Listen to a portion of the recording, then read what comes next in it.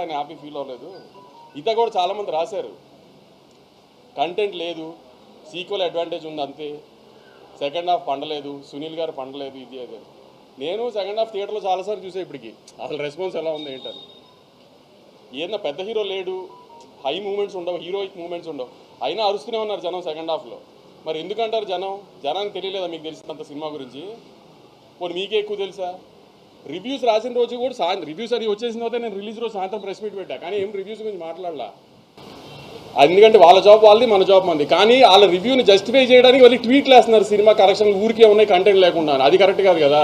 ఇది cinema industry, మీరు నేను కోఎగ్జిస్ట్ అవ్వాలి. నేను సినిమాలు రిలీజ్ చేసి హిట్ అయ్యి నేను సినిమా తీస్తేనే మీ వెబ్సైట్ రన్ అవుతుంది, నేను యూట్యూబ్ ఇంటర్వ్యూ ఇస్తేనే మీ యూట్యూబ్ ఛానల్స్ రన్ అవుతాయి. మేము ఇండస్ట్రీలో మేము యాడ్ ఇస్తేనే మీ వెబ్సైట్ రన్ అవుతుంది. అంతేగాని సినిమాని చంపేయడానికి ట్రై చేయమాకండి. మీ రివ్యూలు మేమే కాదల్లా. ఆ రోజు రివ్యూలు వచ్చిన తర్వాత నేను ప్రెస్ మీట్ పెట్టా, కానీ రివ్యూల గురించి ఏం కామెంట్ చేయాల. నేను ఇప్పుడు రివ్యూ గురించి కామెంట్ చేయాలి, మీ ఒపీనియన్ మీ ఇష్టం. కానీ సినిమా ఆడుతున్న తర్వాత కూడా సినిమా ఎందుకు ఆడుతుందని అనాలిసిస్ మీరు ఇవ్వాల్సిన అవసరం లేదు. మీ జడ్జ్మెంట్ జనాలకు అక్కర్లా. జనం ఆల్రెడీ జడ్జ్ చేసేసి జనం చూస్తున్నారు దాన్ని. ఆ జడ్జ్మెంట్లు చేసి సినిమాల గురించి సినిమాని డిస్ట్రాయ్ చేయడానికి ట్రై చేయమాకండి. సినిమాలు ఆడితేనే మీరు ఉంటారు, లేకపోతే వెబ్సైట్ మూసి ఇంటికి రావాల్సి వస్తుంది అందరూ. అది గుర్తుపెట్టుకుని బిహేవ్ చేయండి నెక్స్ట్ టైం నుంచి.